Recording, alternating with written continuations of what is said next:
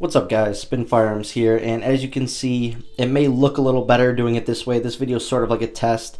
They said to flip it so it's a long way, so that's how I'm filming it. Hopefully it gives a better visual and so on, maybe even help with comparing firearm sizes and so on. Anyways, we're back with another coffee and firearms, and today we're going to talk about everyday carry choices.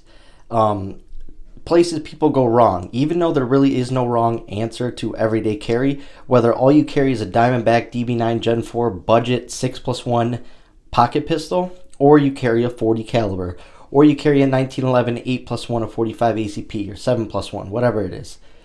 There really is no wrong answer, but there are a couple things that are set in stone and are 100% wrong, and that's what we're here to talk about today. So obviously we all know the YouTube algorithms are absolutely crazy, right? You come up on all sorts of videos that you're like, how did I even get here? I have a lot of people that love SIG, and they're like, how did I end up on this Glock channel? And I'm like, okay, I get it. You know, I've been there many times. But I've seen a bunch of videos, and someone said the best everyday carry, and it was a Glock 44.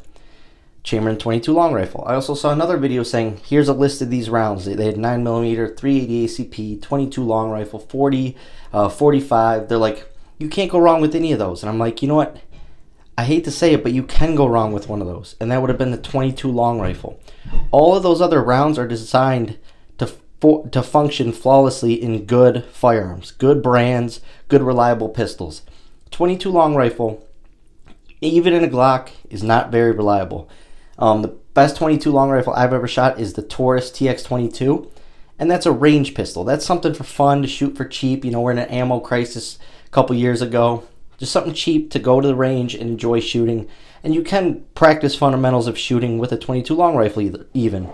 They're also great to get children started at 6, 7, 8, 9, 10 years old to learn firearm safety, firearm discipline, and to understand the real power that these firearms have behind it. Anyways, this video is like the best everyday carry. Not only did they just have the Glock 44 chambered in 22 long rifle, they had an extended mag. And I'm like, I didn't even think they made those for 22 long rifles.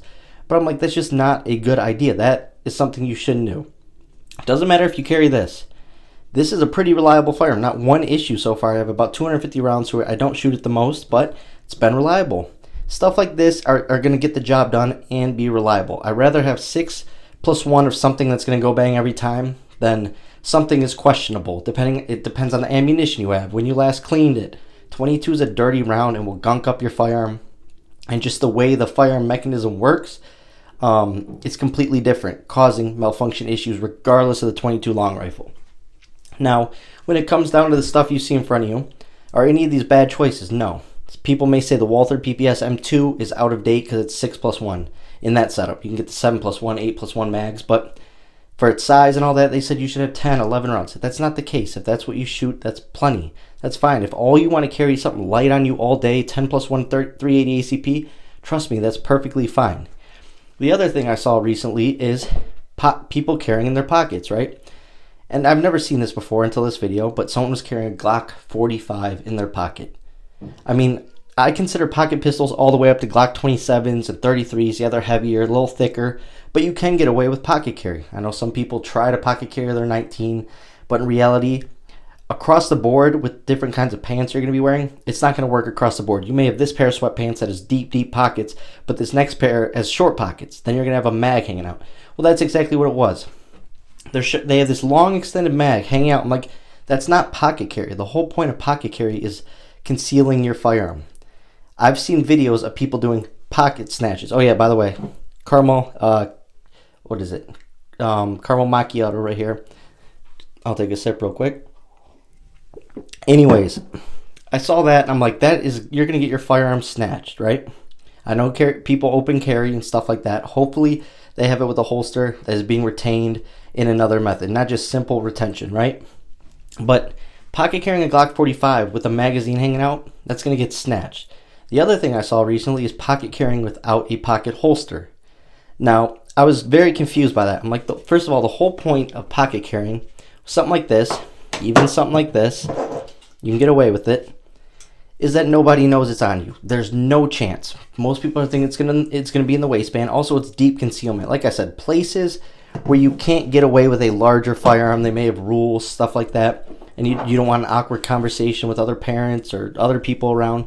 So you just throw this in your pocket and you're good to go. You know you're protected, your family's protected. You might have a backup mag in the pocket or a mag carrier, but you're good to go. Even the DB9 Gen 4, like I said, I was carrying that, like a week ago or so. And it was just a situation I was in, and it ran perfectly. It was perfectly in my pocket. Felt like a wallet or a phone even. You couldn't even tell what was in there.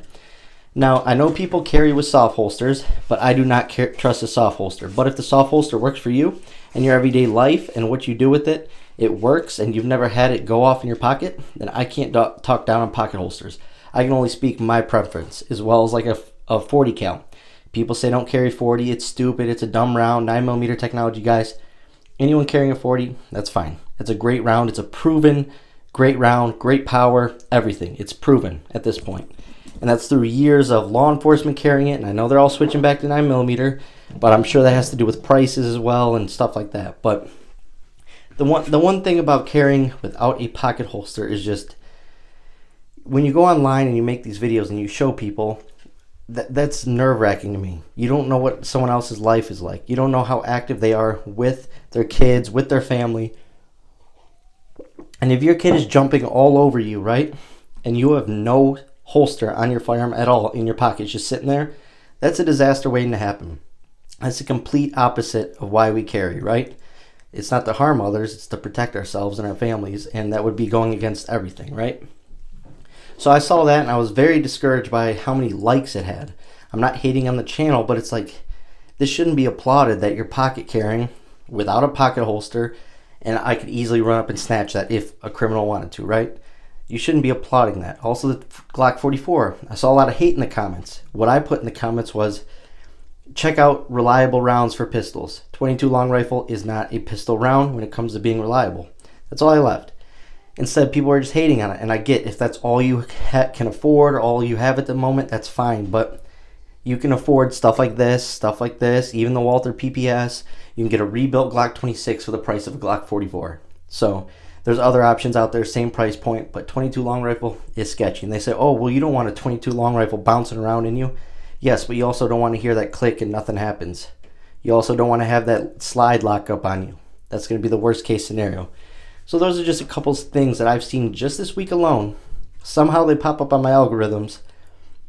Don't even get me started on people aiming the chamber of the firearm, the barrel at the camera, at themselves basically. Don't even get me started on that.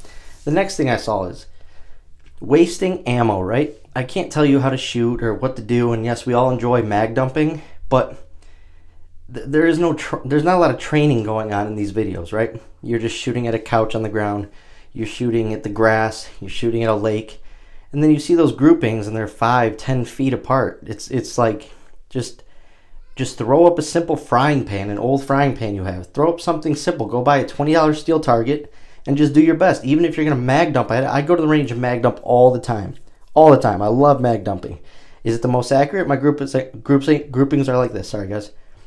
But it's still something that you need to practice, because in certain situations you might have to let the whole thing go fast as possible while moving, stuff like that.